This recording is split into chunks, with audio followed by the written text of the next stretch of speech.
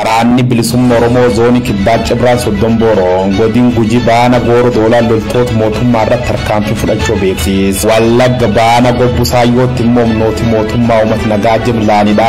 Manneen gubaa jiraachuu jiraattota Oromiyaa miidiyaa neetwoorkitti maane. Abirraan Birruu bal'isee san deeme. Qaala'insi jireenya Itoophiyaa guyyaarra guyyaa saffisa olaanaan dabalaa jiraachuu ragaalee mul'isa. Opereeshinii farri qelolaa jedha mootummaan bilisiginnaa Oromiyaa irra labsi injifatee jedha waraanni Oromoo qawwee gurguddoo dabalatee meeshaa waraana dhuuguu qachuuf namallee fixu dubbata. Tanallee irra dubbaan dilibbat khaleessa reeggalee lolli humnoota Tigraayiif waraan Shaabiyaa jidduu karaa lamaan deemaa jiraachuu odeeffanne. Liit Sooviyeet dhuunfadhee uummata Raashiyaa garboonfadha kaayoo jettuun opereeshinii Barbaroosa jedhamtu qaban Adolf Hitler qabban Raashiyaa yookaan Raashiyaa wiintar dandamachuu dadhabuun bar 1945 Joosef Staaliin mo'ata. Biyyatti Vilaadimiir Puutiin Mooskoon guyyaa hawwaggaa 77 saxabajuun dhiichisaa oolti. Oduu ala keessa bal'inaa filanne jeer wiixat caamsa 9 barri 2022 Oromiyaa miidiyaa neetwoork istuudiyoo gaafa Afrikaa irra duteen tardhaa qopheeffannee dhiyaanne jirra nu daawwadhaan affeerra keen.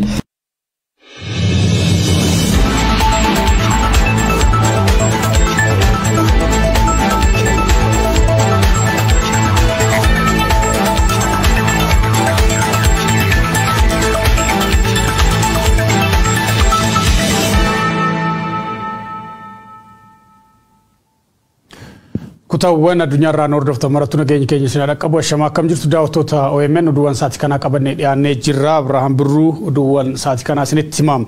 Godina Wallagga Bahaa aanaa Gobbusaayyootti humnooti mootummaa uummata nagaa jumlaanidha manneen gubaa jiru jedhu jiraattonni achirraa dubbifne. Onkololeessaa kaasee haga ammaa magaalaa aanaa qofatti namooti nagaa 10 ajjeefamu jiraattonni manii jiran. Ammaan tana baadiyyaa fi magaalli aanichaa walirraa citee aanichi goolama jabaa keessa jira jedhamee jira. Gabaas jabataa ittaanee dhiyaata. Godina Wallagga Bahaatti aanaan Gobbusaayyoo onkololeessa darbee kaasee nagaa argattee hin beektu. Namooti nagaa humnoota mootummaatiin ajjeefamaa jiru jumlaan hidhamaa jiru. Manneen jiraattotaas gubachaa jiru. Ji'a Eblaa kaasee immoo opereeshinii farra riphee lolaa maqaa jedhuun waraanni uummata nagaa irratti baname gaaga'ama guddaa aanichatti dhaqqabsiisuu dubbata. Namni OMN aanicharraa dubbise. Goolama humnoonni mootummaa fidan kanaan magaalaa fi baadiyyaan adda citee jira jedha namni kun. Aanichatti keessumaa dargaggeessa taatee nagaan baatee galuun abjuu ta'ee jira jedha. Yookiin ni ajjeefamtaa yookiin immoo ni hidhamta. Maatiin qe'eedhaa dargaggeessa qabus jiraachuu hin dandeenye jedha. Ji'a onkololeessaarraa kaasee rakkoon jiru rakkoo hamaa ta'uu isaatee sabni keenya baadiyyaarraa gara magaalaatti fuudhata beellee akka haphaatti gardoo sanatti jira baadiyyaa magaalaa irraa cite. Kunoga amma opereeshinii farra lolaa jedhuun kalaakaan bahee uummata nagaa jeesaa gara amma hidhaatti guree taasaati jira. Namooti tura kaabinootaa ta'an immoo uummata keenya mana jalatti gubaa magaalaa keessatti manni gubuun kun mul'ata. Tole namooti maaliif baadiyyaarra gara magaalaa socho'uu dadhaban rakkoo guddaan maayini? Gara magaalaa dhuftee ilmi kun ilmi isaa buluudhaa ilma shaneetti obboleessaa shaneetti makame jechuun reettumsiisa. Ji'a onkololeessaatii kaasee yoo xinnaate namooti nagaa 10 magaalaa aanichaa qofa keessatti ajjeefamuu kan himu namni kun manneen maatii hedduun humnoota mootummaan bobbaaseen gubachuu dubbata. Nama aga 10 kan ta'u maatii du'eera naannoo onkololeessarraa kaasee manneen magaalaa keessaa ammaaf mana tokko gubateera namni hidhaa jiru danbaa lakkaawwama ture. Baadiyyaarraa immoo kana sana hin jechuun danda'u manni lama hin jiru namni yaa'an gubbaanaan soman 2-3 gubatiin deebi'amu guyyoota babbaa'ina hunda keessa turre yookaan duba deebi'ee akkana godhu poolisiidhaa fi milishoota amaaraa kana wal gargaaree ture beekta. Wayitiin kun wayitii oomishaa ta'ullee sababa goolama keessa jiruuf qonnaan bulaan aanichaa qonna isaallee qotachuu hin dandeenye jedha. Uummanni bahee galuu dadhabee falli inni harkaa qabu falmachuu qofaa jedha namni kun. Alli biraan hin jiru falmachuudha falli jiru beekaa waan qabdu qabattee waan harkaa qabdu qabattee baatee falmachuudhaan kanaaf falli jirtu hin jiru. Oromiyaa kutaa hedduutti dararaan uummata nagaa fi mancaatiin qabeenyaa humna waraanaa mootummaan bobbaaseen raawwatamu itti fufeeti jira. Waraanni bilisummaa Oromoo zoonii kibbaa Cibraan Soddombooroo godina Gujii bahaa aanaa Gooroo Dolaatti loltoota mootummaa tarkaanfii fudhachuu ibse. Waboon akka jedhetti tarkaanfii humnoota mootummaa ganda Saraansarirraa gara ganda Mugaayyootti socho'aa ture irratti tarkaanfii fudhateen 17 yoo fixu 20 ol madeessuu himee jira. Guyyuma kana godina Gujii Baanaa Gumeel Dalloo ganda Malkaa Gubaatti kaampii waraanaa irratti haleellaa baneen loltoota sirnichaa 8 ajjeesuu fi 13 ammoo madeessuu waboon beeksisee jira. Dheengadda ganda Boobaa jedhamutti loltoota mootummaan bobbaasi 16 ajjeesuu fi 27 madeessuu hima. Godina Gujii Baanaa Liibanitti waraanni bilisummaa Oromoo humnoota mootummaa irratti tarkaanfii fudhachuunis dhagahameeti jira. Waboon akka jedhetti Cibraan Soddombooroo aanaa Liiban ganda Mugaayyoo jedhamutti humnoota mootummaa sakatta'insaaf bobba'an irratti tarkaanfii fudhateen loltooti mootummaa 5 ajjeefamuu 7 immoo madaa'uu himee jira. Gama biraatii waraanni bilisummaa Oromoo zooniin giddugaleessaa tibbana loltoota haaraa leenjisaa ture eebbisee jira.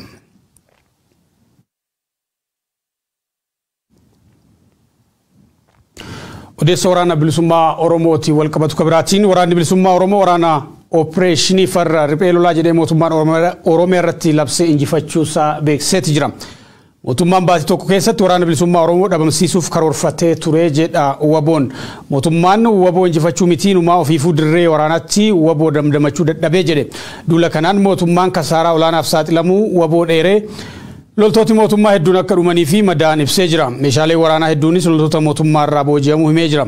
Waraanni bilisummaa Oromoo kan duraa caalaa cimuu eeree tooftaan lolaa kaayyoon siyaasaa fi tumsii uummata Oromoo injifannoo Waboo keessatti iddoo olaanaa qabaa jedhee jira. Hongeen waggoota 40 keessatti isa hamaadha jedhamee Itoophiyaa mudatee bu'aa gama fayyaa hawwanii fi daa'immaniitiin argamee ture balaa keessa buusuun ibsame. Fandiin immoo uummataa dhaabbata mootummoota gamtoomanii marsariitii isaa irratti barruu barreesseen bara 2020 irraa eegalee bahaa fi kibba Itoophiyaatti roobni waqtii isaa eege waqtiilee 3 walitti aananiif osoo hin roobin hafee jira. Kunis uummanni hedduminaan akka buqqa'uu fi gaagaamni namoomaa ture akka ammaatu taasisuu hima. Hongee kanaan uummanni miliyoona 8 ta'us miidhamuu eeree jira. Hongeen ammaataan kun sirna tajaajila fayyaa biyyattii duraanuu haala rakkisaa keessa jiru irratti dhiibbaa jabaa geessisaa jiraachuu eeree jira. Kunis bu'aa gama du'aatii hawwanii fi daa'immanii xiqqeessuu akkasumas tatamsa'ina dhukkubootaa xiqqeessuutiin biyyattiin duraan galmeessisaa turte balaa keessa akka buuse dhaabbatichi ibsee jira. Naannoon Somaalee gama kanaan haala ammataa keessa akka jiru ibsamee jira. Tajaajilli fayyaa hawwaniif kennamu akkasumas eegumsa fayyaa fi mirga dubartootaaf taasifamu saffisaan babal'achuu akka qabu fandiin dhimma uummataa dhaabbata mootummoota gamtoomanii hubachiisee jira. Qaala'insi jireenyaa Itoophiyaa guyyaarraa gara guyyaatti saffisa olaanaadhaan dabalaa jira. Qaala'insi jireenyaa bitootessa keessa 34.7 ture eblaa fi caamsaa 36.6 dhaqqabuu ragaaleen ni mul'isu. Kun otoo kanaan jiru baatiiwwan 4 darban gatiin gurgurtaa boba'aa sadarkaa addunyaatti daraan dabalee jira akka jedhe mootummaan Itoophiyaa gatii boba'aa irratti dabaliin akka taasifamu ibsee jira. Dabaliin gatii boba'aa kun qaala'insa jireenyaa akka hin ammeessine sodaatamaa jira. Guyyoo Waariyoo gabaasa dinagdee taasisee dhiyeessa. Slashing crude prices brought no reduction in commodity prices. Waraan hongeef aleella dippiloomaasiitiin jabdu miidhamuun isii kadubbatame Itoophiyaan biltsiginnaa qaala'insi jireenyaa daballi bobaatiif hojii'alta warshaalee fi industirii irra kaka'e biyyatti qarri diigumsar dhaqqabuu ogeeyyiin diinagdee dubbatu. USA Foreign Agricultural Service gabaas bittootees baaseen qaala'insi jireenyi Itoophiyaa ji'a Majjii keessa harka 34.5 gurraan dhalatti immoo 33.6 jijjiiramullee daballiin midhaan nyaata parsantii 39.9 irra gara 41.9 guddachuu irra kaka'e. Itoophiyaan rakkoo jajjabduu waggoota hedduu filaan argiteen beenne saaxilamti jechuun watwaat. Mootummaan biibulchuuf paartiin isa badhaadhin Itoophiyaa milkeessuuf halkaniif guyyaa hojii jirreegi jette waggaa fireessoo irratti argamna. Hojii afaaniin gaardiigde galaana laddaan kootu talafirratti immoo badhaadhinni baanan deega nageenyi waraanaaf quufii hongedha dhaluun sadarkaa ilmi namaa akka qotiyyoo wal camadee laf qotuu urgeen jalqaba irratti diinagdeen biyyattii haala jaabsiisa ta'een guddachaa jiraachuu miidiyaalee leellisaniin uummatatti waan dabarte qeeqaaf gabaasota ogeeyyii diinagdee jechuun ka istaatiksii jiddu galeessa biyyoolessa dabalate sob jechuun qamadii Raashiyaaf biyyoota Awurooppaatti erguuf kadhaadate mootummaan Abiyyi Ahmed amma bultii dhiyooti as qaala'insi jireenya kunitti fufaa irmi baafadha jechuun isa ajaa'ibaa jedhan. Qaala'insa jireenyaa jaalle wanko waan asinitti mu ganaatti fufa gana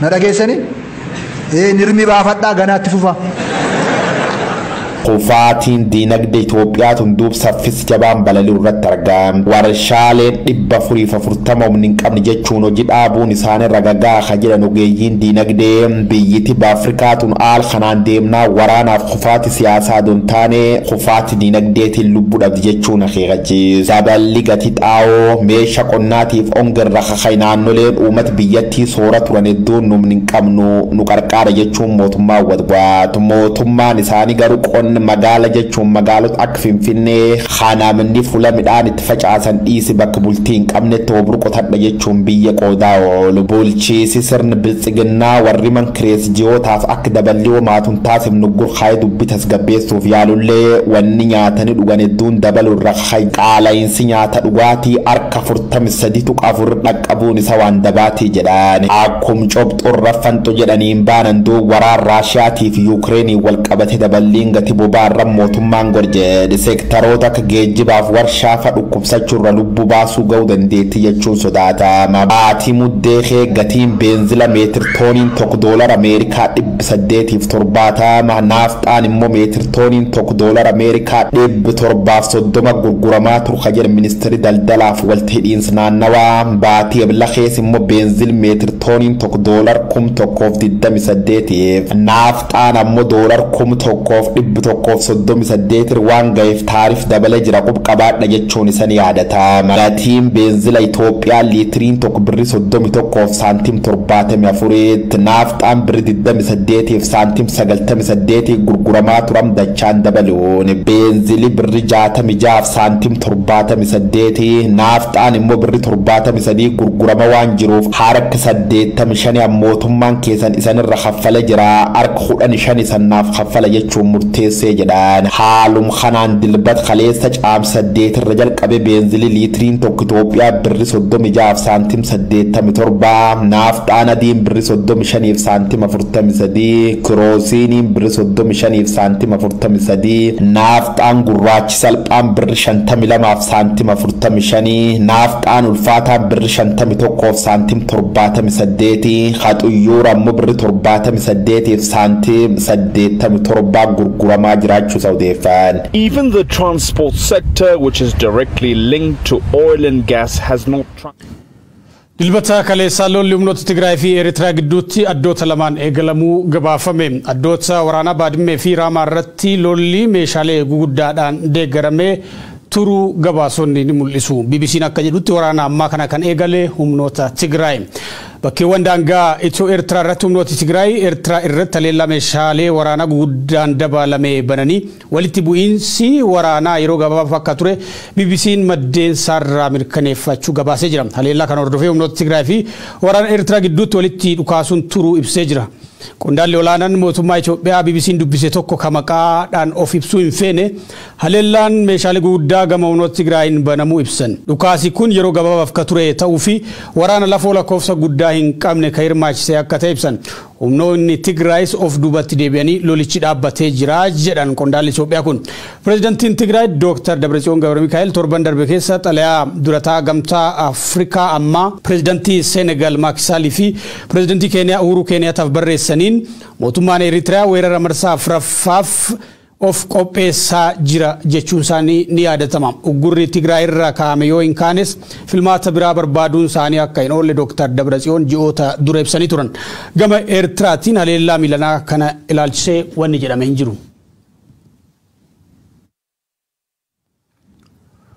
Oduuwwan keenya odeessa maddeen alaatiin goolamna. Raashiyaan guyyaa injifannoo caamsaa 9 garee naazii Jarmanii irratti bara 1945 argatte kabajuuf urufa Red Square ka Moskootti argamutti walitti qabamuudhaan dhiichisaa oolan. Lixa Soviet dhuunfadhee uummata Raashiyaa gabroonfadhaa kaayyoo jedhuun Opereeshinii Barbarossa jedhamu kan bane Adolf Hitler qabbana Chaayinaa damdamachuu dadhabuudhaan bara 1945tti Joosef Staaliniin mo'atamuunsaa dubbatama. Waggaa 77ffaan guyyaa kanaa har'aa kabajamaa jira. Guyyaan kun agarsiisa waraanaa qofaan osoo hin taane Pireezidaanti Puutiin waan itti aanee ta'u kan itti labsanii fi ergaa cimaan itti dabruudha jedhamee jira. Guyyoo Waariyoo bal'isee isinitti.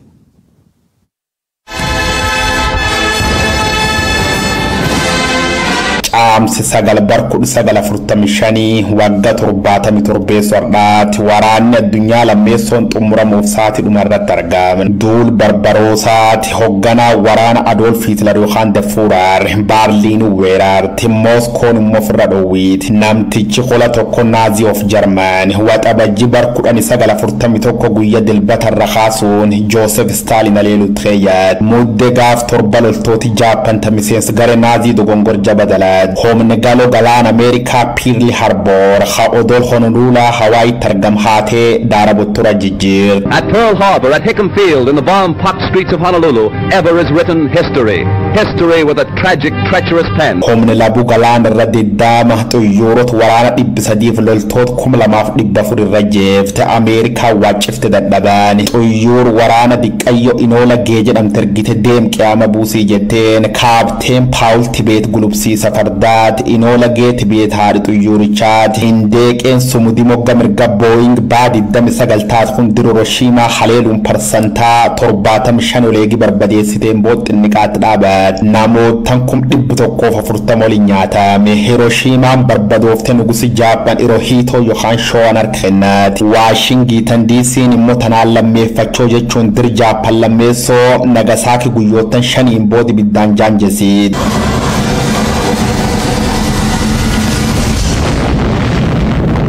dubbiin qiyaama Ameerikaatun hooggantoota waraan Naazii bir dhaqqabuun amile dhowwii duulli Opereeshinii Federik Barbarossa maqamaa Sooyimad Riid Biird jechuun namicha reedi diimaa jedhamuun moggaafam abdii kutate mogoleen buud Raashiyaa Ruuzii dhadhan qabni nyaachaa qabban biyyisiis Raashiyaa wiintarii fayyadamuun loltoota Naazii dhukkirra haafte biyya baaf bultii muraasaan bood waraanee addunyaa lammeessoon xumuramuun isa baraame karoorri Adolf Hitler lix Sooviyeet Raashiyaa dhuunfachuun bi Putin garboonfachuuf turnaafate Moskoon doogamsuun galaa jalqaba irratti afaan mimmiyaa'u dubbachuun nagaaf diimokiraasii waa dagal waraanaaf duguugsanii kajijjiir Adolf Hitler bara 1939 waraan addunyaa lammeessu jalqabsiisuun biyyoofi Jarman kabajirra mulqe Raashiyaan akkama haleelaa Raashiyaan guyyaa injifannoo caamsa sagalii gare Naazi Jarmanirra bara 1945 argat waggaa waggaan kabaju murteessiteetti jirti guyyaa kan duub urufni Red Square Moskoo targam agarsiis gargaraatiin faayamaa ooli loltoota waraana 14,000 uummata 65,000 xuyyooroti waraana 460 caalan meeshaalee waraana kanneen akka taankiif marfiifaan marfamuun dhiichisaa turani. Koro Red Square kadirre waraan gootot gameeyyee Raashiyaan jettuun kana lamiileen Sooviyeetii tamiileen 27 caalti duusii dubbata majiyootan arfan darbaniif Yuukireen weerare addunyaa gaaga'u kajir Vladimir Putin loltoot waraanaatiin agarsiisi gargara dhiyaatee fi kallatti waraana tafuul dura haaf bookkisaa jiraachuu isa BBC'n qubqabaa jee Putin eegi Raashiyaan bara 2014 Kirimiyaa fottoksite fudhatte as kabaj guyyaa injifannoo caamsa sagalii kanarra biyyiti saani faashistoota akka mo'atteef ammallee taanaayyoo namni nuun kijib jiraat biyya nyaachifni jechuun dhaadachaa ture Zelenskii qabe mootummaa jijjiir haayoo jedhuun loltoota qabobbaas duree Raashiyaa kun waraan Awurooppaa hadhiyoota labs kanarra waan milkaan fakkaatu jechuu jir kanaaf Puutiin waraan godhuu jir kan dhaabee nagalabsuu danda jedhamus yoo dhabame malee duubatti hin deebu jibbaadha jechuun karaa dubbi hima isaatiin addunyaatti mee jedhaan Operation Barbarossa the winter of Raashiyaa waggaan 77 injifannoo gootota Raashiyaa hardhi caamsa sagalii haala ajaa'ibsiisa ta'een kabajamu irratti argamti.